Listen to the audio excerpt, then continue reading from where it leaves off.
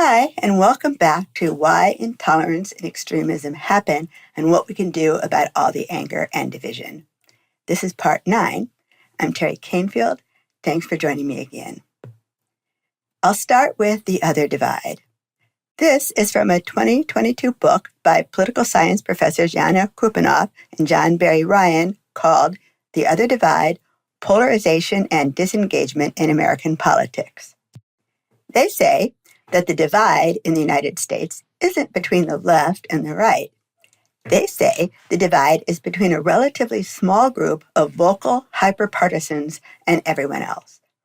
Because these vocal, deeply involved hyper-partisans attract disproportionate attention, this group wields an outsized influence on how Americans perceive politics. They tell us that the real divide is between three groups. The first group is uninvolved in politics. They pay no attention and they generally don't vote. The second group focuses on politics when something is important to them, and they do vote. The second group has no bad feelings about people who vote for the other party. The third group, the hyperpartisans, are vocal and angry. They are often hostile to the rank-and-file members of the opposing party. Some members of this group even wish ill on people who disagree with them. They might even think everybody on the other side is evil. The usual theory is that all the anger and division is the result of polarization. Krupnikov and Ryan say, nope. They say it's the other way around. They say that the outrage industry arose because it is profitable, and the for-profit outrage industry is driving the polarization. Now, I'm going to tell you about my own social media adventure. In 2018, when my adventure began, I knew nothing about algorithms, the outrage industry, the dangers of partisan punditry, or ideological filter bubbles. I was soon to get a crash course. I started with a few hundred followers on Twitter. Back then, it was called Twitter. People who I assume found me because of my books.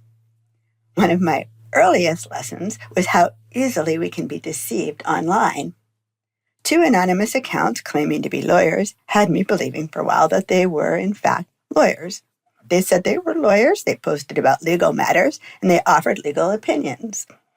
When I realized they were not lawyers, I confronted each of them privately.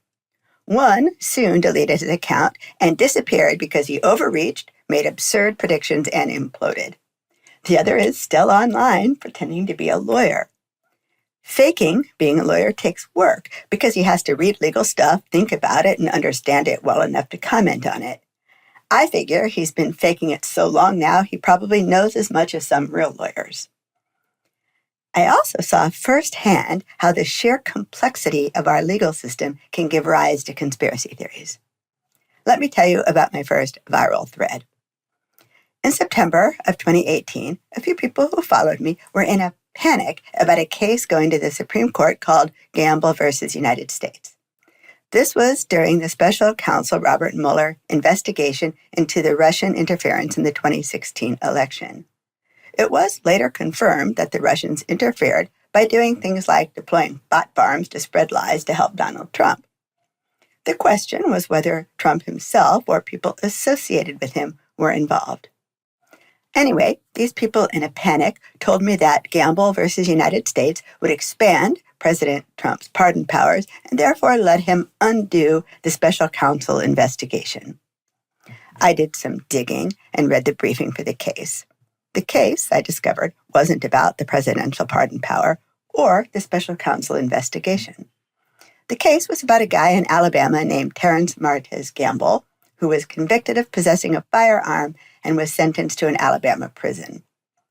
After he was convicted in Alabama state court, federal prosecutors tried to charge him with the same crime in federal court.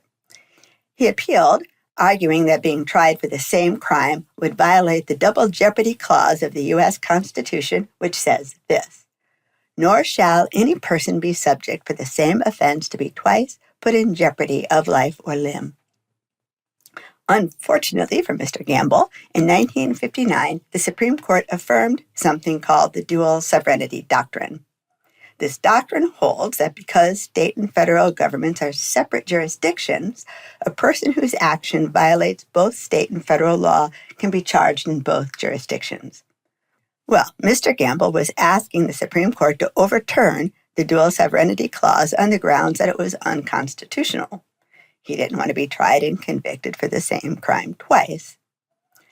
I could not understand how people leaped from Mr. Gamble challenging a double conviction in Alabama to the presidential pardon power and the special counsel investigation. I traced the confusion to an article in The Atlantic. The title was, "A Supreme Court Case Could Liberate Trump to Pardon His Associates." The subtitle said this: Gamble versus United States isn't related to the Russia investigation, but the outcome, which one senior Republican has tried to influence, could still have consequences for the probe.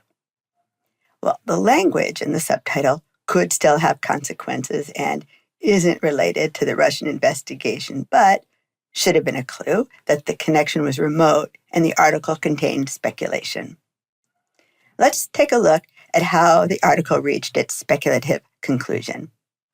The theory presented was that if the dual sovereignty clause was abolished, if Gamble won and only had to face one prosecution, and if Trump was found to have committed a crime in connection to Russian interference in the election, and if the crime could be charged in both federal and state courts, and if the feds went first, Trump could then be charged only in federal court and not both federal and state court. This would, according to the article, expand Trump's pardon power because he could then pardon himself or his associates in the only jurisdiction where he could be charged. That is what I would call a creative argument. You probably noticed a lot of ifs connecting the case to Trump. The evidence presented for why the case was about Trump and the pardon power was that Republican Senator Orrin Hatch urged the Supreme Court, in an amicus brief, to overturn the dual sovereignty clause. The theory in the article was that if a conservative senator tried to influence the outcome, what he wanted must be good for Trump. The problem with that theory, among other things, is that Republican Orrin Hatch was a longtime advocate of prison reform. He believed we put too many people in prison and it costs too much money and doesn't help much. He basically argued that the dual sovereignty doctrine was unconstitutional. For whatever it's worth, I think he was right. Is it really fair for someone to serve two sentences for the same crime? If each sentence separately was deemed by the respective legislatures to be appropriate for the crime, surely doubling the punishment would be unjust. And also, we do have a constitutional prohibition against double jeopardy. Anyway, as a result of the framing that the case was about Trump, the case got a lot of attention. Other outlets picked up the framing. CNN had a headline that said, Supreme Court double jeopardy case could impact presidential pardon power. NPR also picked up the framing. At the time, another thing that was happening, Brett Kavanaugh, a conservative, was in the process of being confirmed to the Supreme Court. A celebrity with 3 million followers on Twitter hatched the theory that the Republicans were pushing for Kavanaugh to be confirmed so that he could be the deciding vote in the Gamble case. She posted this to her 3 million followers. This is why the GOP is so desperate to confirm Kavanaugh so that they can all receive get-out-of-jail-free cards once their myriad of criminal activities are revealed, like, say, allowing Russia to hack our elections.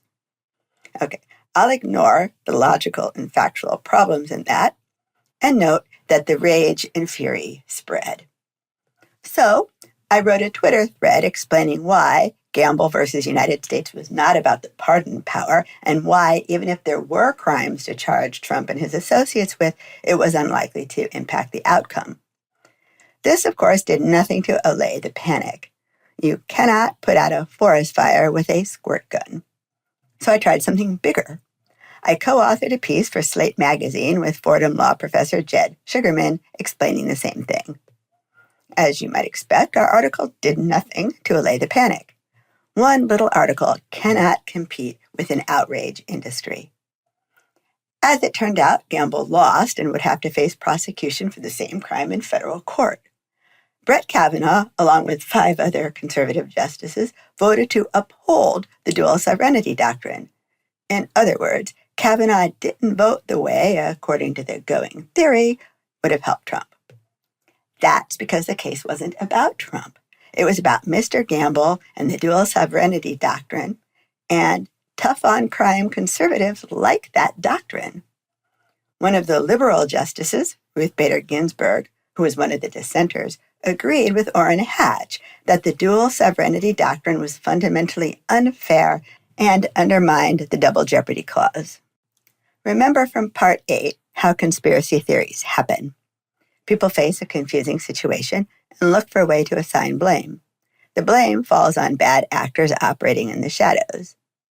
A conspiracy theory doesn't have to be unhinged. It doesn't have to be about a fake moon landing or microchips implanted in vaccines.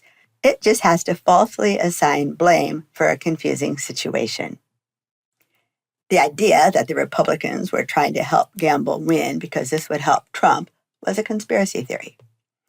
I want to take a few more examples of how the current media environment fuels conspiracy theories on both left-leaning and right-leaning media. I'll randomly take a few examples from the same week in March of 2024. The first example is from one of the criminal proceedings against Trump called New York versus Trump. What had just happened was this. A lower court in New York found Trump liable for inflating his net worth on financial statements over the course of a decade to secure better loans and better insurance deals. Trump appealed. To postpone paying the penalty while the case was on appeal, he was required to post a bond. Trump told the court that he didn't have the cash to cover the bond, which was set at $454 million. He said that securing that amount of cash was a practical impossibility. So here's what factual reporting would look like. A New York appeals court reduced the bond amount Trump must pay from $454 million to $175 million because he claimed that securing the cash to cover the bond amount was a practical impossibility. Those are the facts. Several well-known pundits confirmed for left-leaning cable audiences that reducing a bond is not uncommon. But remember, cable news has hours to fill, and those facts would not be enough to keep audiences riveted. Here's how Tristan Snell, a lawyer, responded on MSNBC to the news. There are links to all this in the transcript. On MSNBC, Snell said this: "This is so infuriating. I don't even care what the process is, how the judge arrived at this. I just know it's flawed." Then he accused the court of giving Trump special treatment. Specifically, he said this: "Trump gets his own private court of justice. He has a private plane. He has private clubs that he lives in. He basically fashioned his own private militia to try to take over the Capitol on January 6, 2021. Now he gets his own system of justice.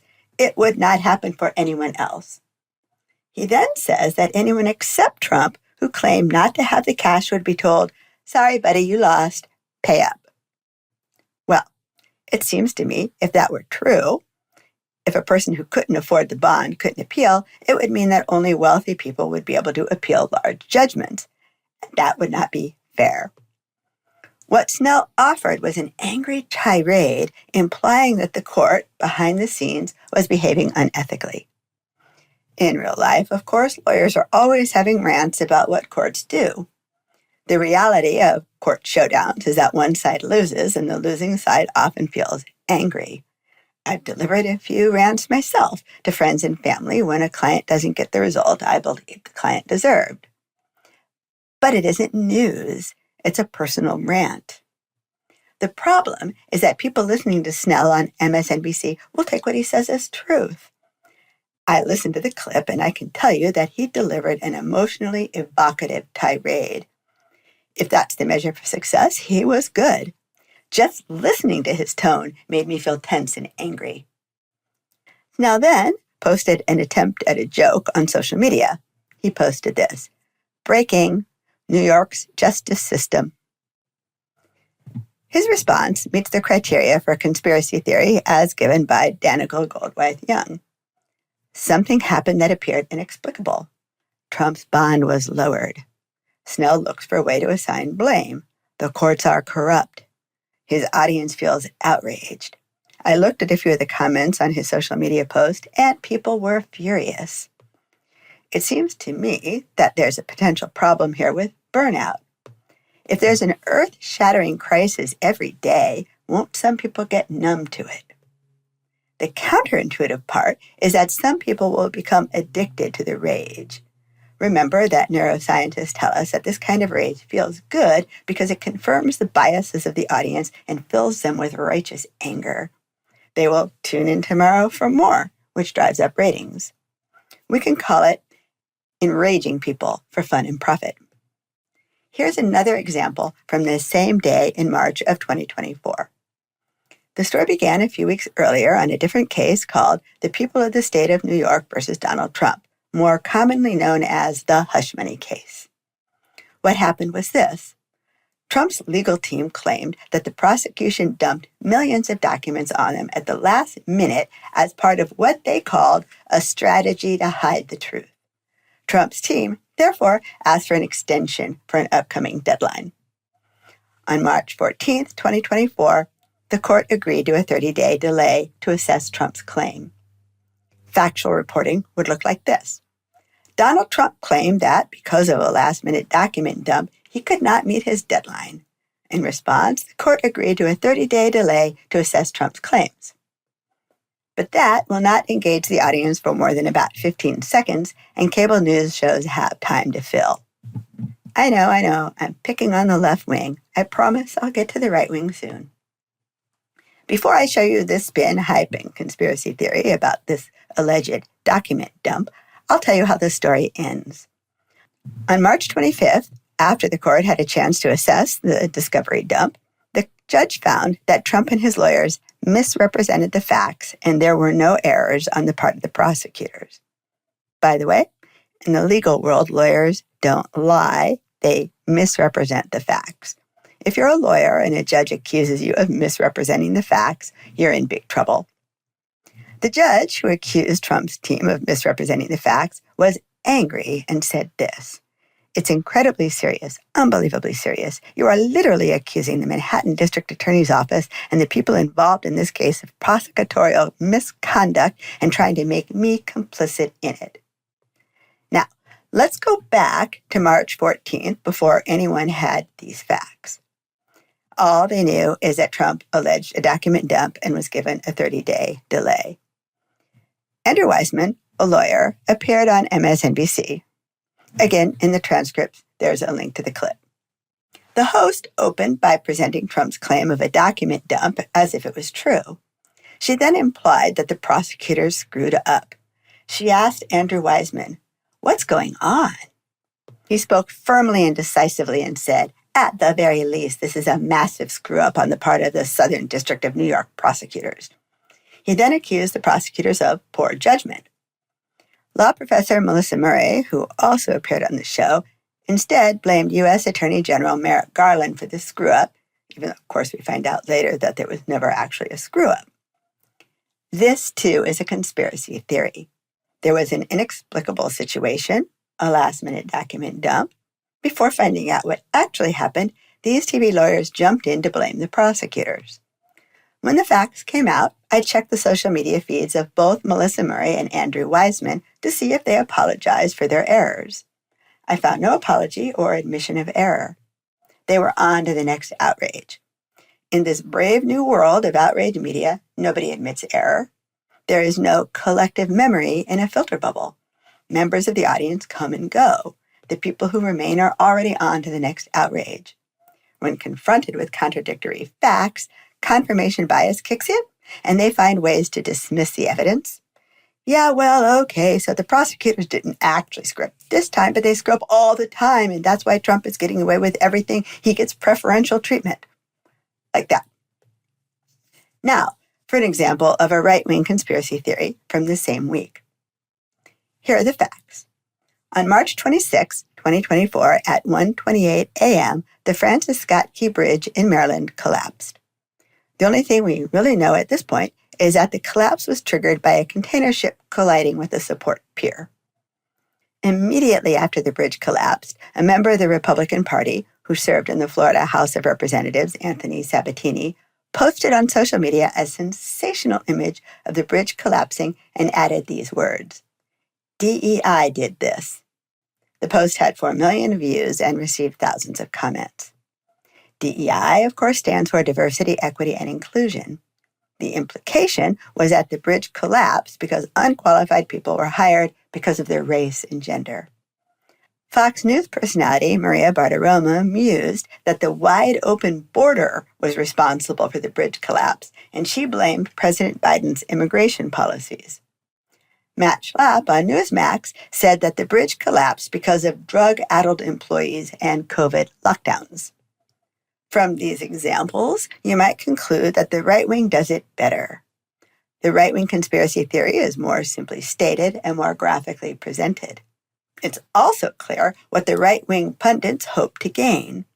They dislike immigration, they dislike DEI as a policy, and they dislike the COVID lockdowns. Blaming the things you dislike for anything that goes wrong achieves the goal of making other people hate the things you dislike. This, in turn, furthers the goals of a platform that wants to curtail immigration and end DEI hiring. The left-wing conspiracy theories are more subtle and less graphic. Second-guessing a court's decision and suggesting that the courts are corrupt or that Trump is getting preferential treatment or that the prosecutor screwed up is much less direct. It's also unclear to me what the left wing gains by attacking the legal system as corrupt. Do they really want Americans to hate the legal system? Does turning people against the legal system benefit liberal policies? My conclusion is that accusing the prosecutors who indicted Trump of screwing up enrages and engages the audience. I am not suggesting that the left wing needs to get better at this. I'm suggesting that consumers of news need to see through what's happening. The partisan pundit model is making people less informed and angrier, which pushes people into ideological thinking and extremism. Okay, so what do? We understand the problem, which in a nutshell is this. We've gone through rapid changes over the past several decades.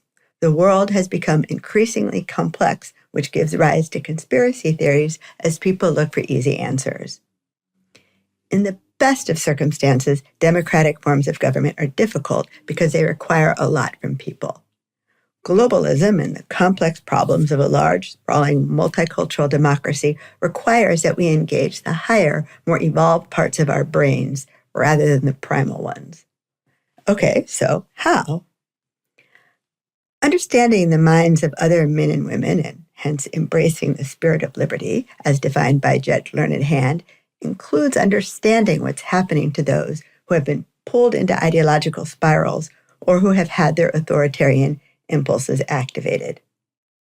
If someone is trapped in an ideological filter bubble, telling the person that he or she is misinformed will not help. I suspect no one has ever stopped being deluded because someone said, "You are deluded."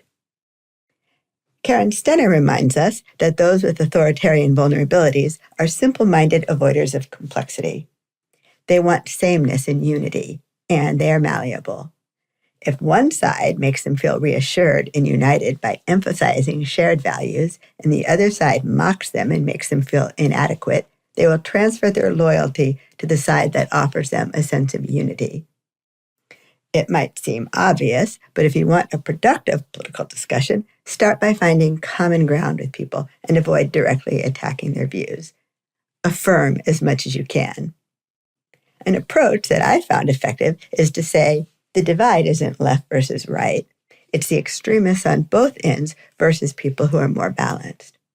I suspect this works because nobody thinks of themselves as an extremist. Everyone believes they're balanced. The extremists are over there. The reasonable people are here. Recall that a public reaction against yellow journalism in the late 19th century led to a new kind of journalism that was fact-based. This needs to happen again. The more people become aware of what's happening, the sooner such a public reaction can come. Find news outlets that stick to facts. A reader asked me to recommend good sources for news. I can't do that because the moment I recommend a good source, something will change. The only solution is for consumers of news to become sensitive to reporting that is not factual. If everything you see or read from a particular outlet confirms what you already believe, question that outlet. If you want to feel riveted or captivated, turn to the arts, not partisan pundits. Here's another one. Withhold judgment as long as you can. When I taught college English, I noticed that many of my students were quick to judge literary characters, but slow to sympathize with them. I thought this was a problem. I agreed with John Updike, who said the purpose of literature is to enlarge our sympathies. There are lots of ways to enlarge our sympathies, which helps us become more flexible and nuanced thinkers. The study of literature is one way. The towering literary figures endure because they reveal essential truths about human nature. Shakespeare understood the authoritarian personality and ideological spirals long before the phrases were coined. If you don't believe me, read Julius Caesar and pay attention to the behavior of the crowds. Read Richard III and notice how easily the citizens and noblemen accept Richard as their savior against supposed threats. The study of history is another way. History offers perspective and shows that there's more than one way forward. When we look back and study what has been, we understand the wisdom in King Solomon's words. What has been is what will be, and what has been done is what will be done, and there is nothing new under the sun. I found that the work of a criminal defense lawyer is also good practice for withholding judgment and trying to understand the minds of men and women. The job of the defense lawyer is to say things like, let's look more closely at the facts, and let's consider what happened from the viewpoint of the defendant. A question defense lawyers often get is, but what if they're guilty? Another, and perhaps better question is, but what if they're not? Another point, don't become cynical. Both life and democracy are difficult. Cynicism comes from expecting these things to be easy and then giving up when discovering that they are not easy. Those who don't want to confront the difficulty of either life or democracy are vulnerable to the siren call of a demagogue who promises easy answers. Democracy requires work, and that can't happen when people give in to hopelessness, cynicism, or panic. Of the three, panic is the most dangerous. After spending time on social media, I concluded that if I wanted to enable autocracy, I would find a way to keep people in a state of constant panic. Panic impairs rational thought, wears people out, and makes them more likely to commit desperate acts that add to the confusion and chaos. Okay, how about this one? Make politics cool again. The angriest voices are setting the tone for discussing politics. It's time for the rest of us, the majority, to reclaim the public sphere. A cave dweller with a philosophical frame of mind who heard the approach of a predatory cat and stopped to consider all possible responses while contemplating the point of view of the cat would most likely be lunch meat. Parts of our brains are still in the watch for predatory animals stage of evolution.